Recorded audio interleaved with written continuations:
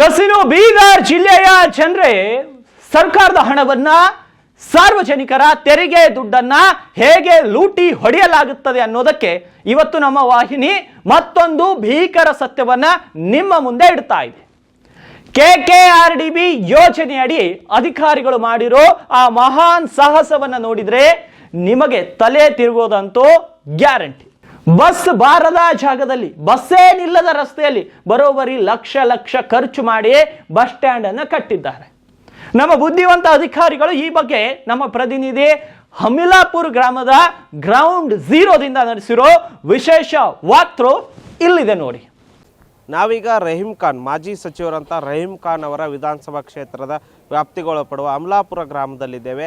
ಈ ಗ್ರಾಮದಲ್ಲಿ ಸರ್ಕಾರ ಲಕ್ಷಾಂತರ ರೂಪಾಯಿ ಖರ್ಚು ಮಾಡಿ ಒಂದು ಬಸ್ ಸ್ಟ್ಯಾಂಡನ್ನು ನಿರ್ಮಿಸಿದೆ. ಆದರೆ ಈ ಒಂದು ಬಸ್ ಸ್ಟ್ಯಾಂಡನ್ನು ನೋಡಿದರೆ ನಿಜಕ್ಕೂ ಇದನ್ನು ನೀವು ಬಸ್ ಸ್ಟ್ಯಾಂಡ್ ಅಂತ ಹೇಳಲ್ಲ, ಯಾವುದೋ ಒಂದು ಕಸದ ತೊಟ್ಟಿ ಅನ್ನೋ ಒಂದು ಮಾತುಗಳು ಕೇಳಿ ಬರ್ತವೆ. ಯಾಕಂದರೆ ಅಮಲಾಪುರ ಗ್ರಾಮದಲ್ಲಿ 2018-19ನೇ ಸಾಲಿನಲ್ಲಿ ಏನು ಕಲ್ಯಾಣ ಕರ್ನಾಟಕ ಅಭಿವೃದ್ಧಿ ಮಂಡಳಿ ವತಿಯಿಂದ ಒಂದು ಬಸ್ ಸ್ಟ್ಯಾಂಡನ್ನು ಮಾಡ್ತಾರೆ. ಮೈಕ್ರೋ ಯೋಜನೆಯಲ್ಲಿ ಅನುದಾನವನ್ನು ಮೀಸಲಿಟ್ಟು ಸುಮಾರು ಒಂದು 7-8 ಲಕ್ಷ ರೂಪಾಯಿ ಹಣವನ್ನು ಮೀಸಲಿಟ್ಟು ಇಲ್ಲೊಂದು ಬಸ್ ಸ್ಟ್ಯಾಂಡನ್ನು ನಿರ್ಮಾಣ ಮಾಡ್ತಾರೆ.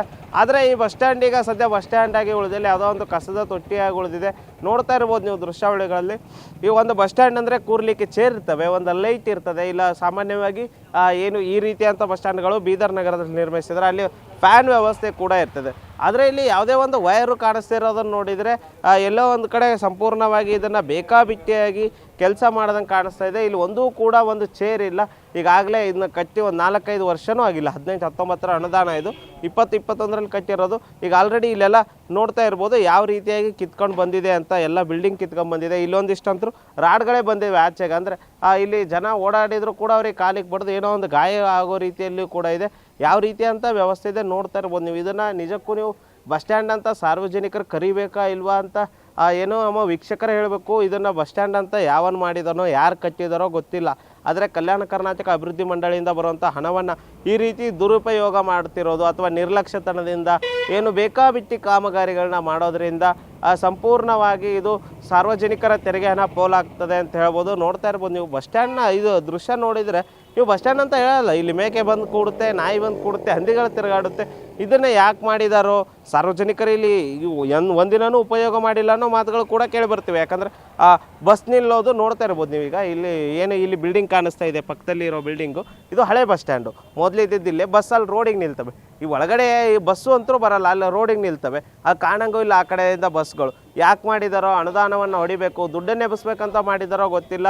ಆದರೆ ಒಂದು ರೀತಿಯಲ್ಲಿ ಹೇಳಬೇಕಂದ್ರೆ ಇದು ಬಸ್ ಸ್ಟ್ಯಾಂಡನ್ನು ಏನು ಅಧಿಕಾರಿಗಳು ಅಥವಾ ಜನಪ್ರತಿನಿಧಿಗಳು ತಮ್ಮ ಜೇಬನ್ನು ತುಂಬಿಸ್ಕೊಳ್ಳಿಕ್ಕೆ ಮಾಡಿರೋದಂತೂ ಸ್ಪಷ್ಟವಾಗಿ ಕಾಣಿಸ್ತಿದೆ. ಕೂಡಲೇ ಸಂಬಂಧಪಟ್ಟ ಅಧಿಕಾರಿಗಳು ಇದರ ಬಗ್ಗೆ ಗಮನ ಹರಿಸಿ ಈ ಬಸ್ ಸ್ಟ್ಯಾಂಡ್ನ ದುಸ್ಥಿತಿಯನ್ನು ಸರಿಪಡಿಸಿ ಸಾರ್ವಜನಿಕರಿಗೆ ಉಪಯುಕ್ತವಾಗಿ ಏನೋ ಬಳಸಲಿಕ್ಕೆ ಬರುವ ರೀತಿಯಲ್ಲಿ ಮಾಡಿಕೊಡೋಕೆ ಅನ್ನೋದು ನಮ್ಮ ಆಶಯವಾಗಿದೆ. ಕ್ಯಾಮ್ರಾಮನ್ ಸಂತೋಷ್ ಜೊತೆ ದೇವರಾಜ್ ಹುಣಿಗೆರೆ, ಉತ್ತರ ಕರ್ನಾಟಕ ನ್ಯೂಸ್, ಬೀದರ್. ನೋಡಿದ್ರಲ್ಲ ನಮ್ಮ ಪ್ರತಿನಿಧಿ ತೋರಿಸಿದ ದೃಶ್ಯಗಳು. ಈ ನಿಲ್ದಾಣದ ಪರಿಸ್ಥಿತಿ ಒಮ್ಮೆ ಕಣ್ಣಾರೆ ನೋಡಿ. ಇಲ್ಲಿನ ಸಾರ್ವಜನಿಕರು ಕುಳಿತುಕೊಳ್ಬೇಕಾ ಅಥವಾ ಹಂದಿಗಳು ಕಸ ತಿನ್ನಬೇಕಾ? ಕಸದ ತೊಟ್ಟಿಯಾಗಿ ಬದಲಾಗಿದೆ ಈ ಒಂದು ಹಮಿಲಾಪುರ್ ಬಸ್ ನಿಲ್ದಾಣ. ಎಲ್ಲೆಲ್ಲೋ ಕಸ ಕಡ್ಡಿಗಳು, ಪ್ಲಾಸ್ಟಿಕ್ ಪೇಪರ್ಸ್ಗಳೇ ರಾಶಿಯಲ್ಲಿ. ಇಡೀ ನಿಲ್ದಾಣ ತುಂಬಾ ದುರ್ವಾಸನೆ ಬೀರ್ತಾ ಇದೆ.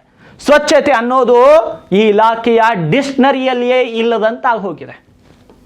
ಇಷ್ಟಕ್ಕೂ ಈ ನಿಲ್ದಾಣದ ಕತೆ ಏನು ಅಂತ ನೋಡೋದಾದ್ರೆ, ಕಲ್ಯಾಣ ಕರ್ನಾಟಕ ಪ್ರದೇಶ ಅಭಿವೃದ್ಧಿ ಮಂಡಳಿ ಅಂದ್ರೆ KKRDB ಮೈಕ್ರೋ ಯೋಜನೆಯಲ್ಲಿ ಸಾರ್ವಜನಿಕರ ಬರೋಬ್ಬರಿ 6-7 ಲಕ್ಷ ರೂಪಾಯಿ ಅನುದಾನವನ್ನ ಲೂಟಿ ಹೊಡೆಯಲು ಅಧಿಕಾರಿಗಳು ಮಾಡಿರೋ ಪಕ್ಕಾ ಪ್ಲಾನ್ ಇದು.